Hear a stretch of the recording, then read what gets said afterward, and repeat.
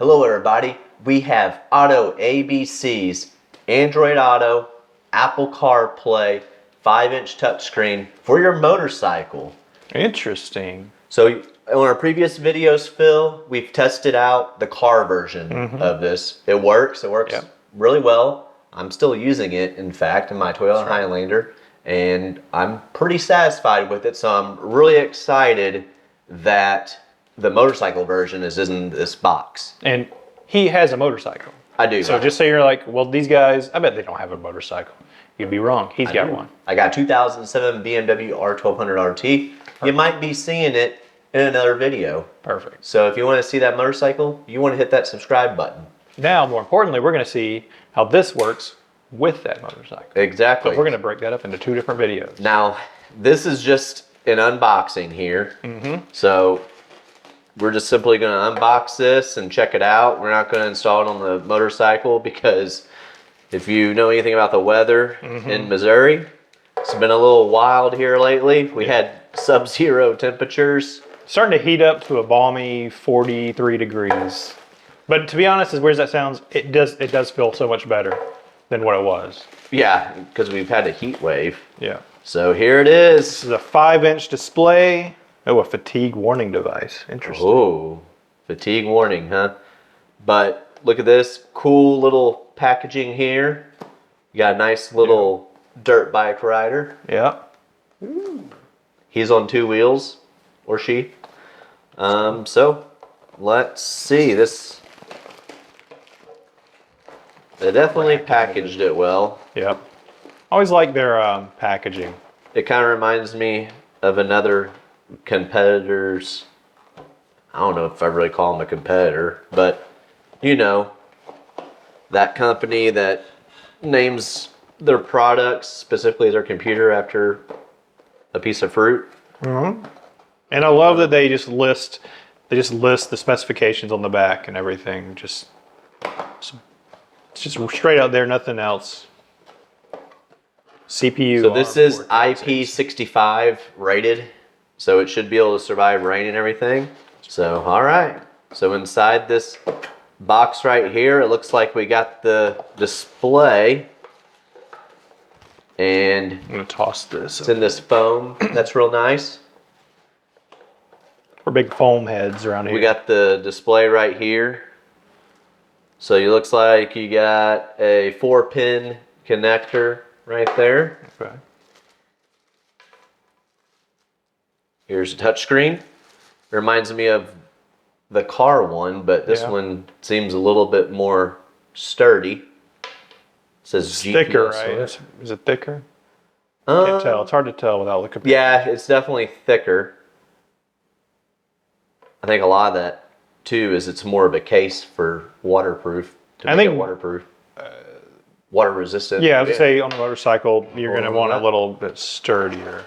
All right, and then It's my non-expert opinion. this right here. So this is the female end of the 4-pin connector.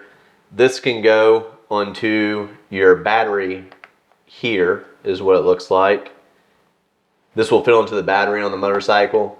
So in that way you can get your power to the device. And then this looks like it's some sort of fuse right here.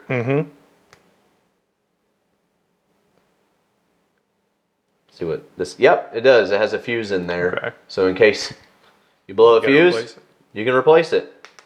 It's pretty neat. And then this says it's a waterproof power box. So it's a power supply. Okay.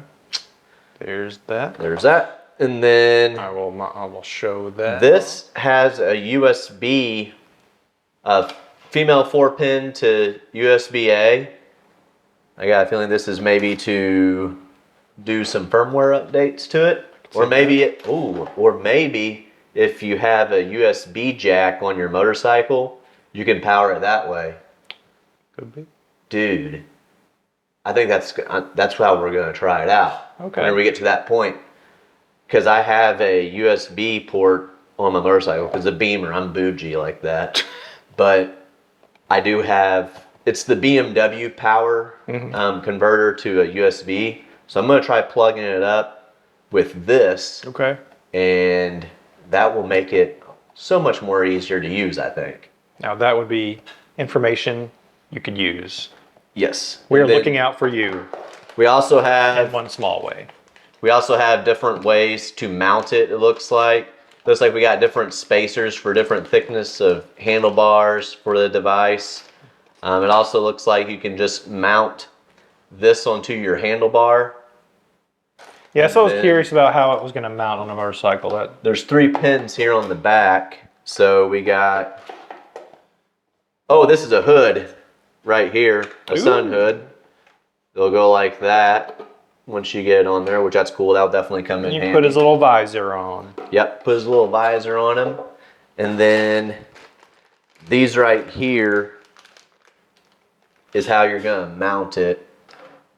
So we got, there's 4 pins on the back, and then there's 4 screws that looks like it'll go into those 4 pins, which we'll do a mounting video whenever we actually put it on the bike later on, once we get some actual nice weather to really test it out. Now, if you were to sum up for somebody who might have an older bike that they might be interested in this, but they don't know anything about touchscreen displays, what would you tell them would be the most, how would you highlight the usefulness of something like this? So the usefulness of this is like most of your wireless headsets. So you got 2 options on the motorcycle. You're either going to have your phone in a cradle and then you're going to try and touch it with gloves on, which doesn't work out too well. This is, from my understanding, this is more meant for if you have gloves on or something like that. Okay. To be able to use the touchscreen features on it. Mm-hmm.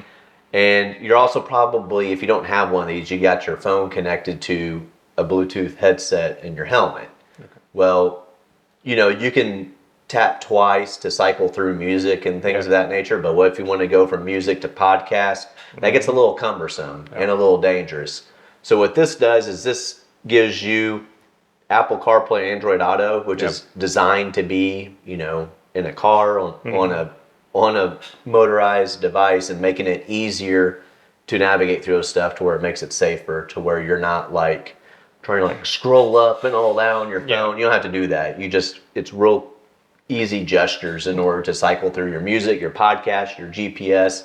It's an all-in-one and convenience. And again, like we mentioned in those previous videos, it's good for people who are not going to be able to afford maybe to upgrade to a newer model of a car or a motorcycle that has the same features. Don't quote me, but I don't think there's a single motorcycle that has it. Okay, so that's what's the nice thing about it. Yeah. Basically, on BMWs, but don't quote him. Remember that.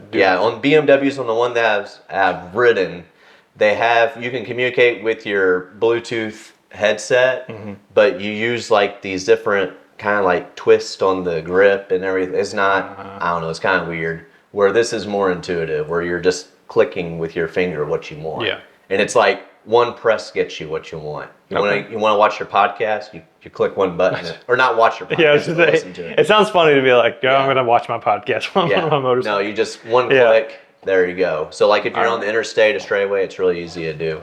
But I'm excited to get this on the bike. Stay tuned. Be sure to hit that subscribe button. Yep. And as always, I'm Andrew. And I'm Phil. And we're out.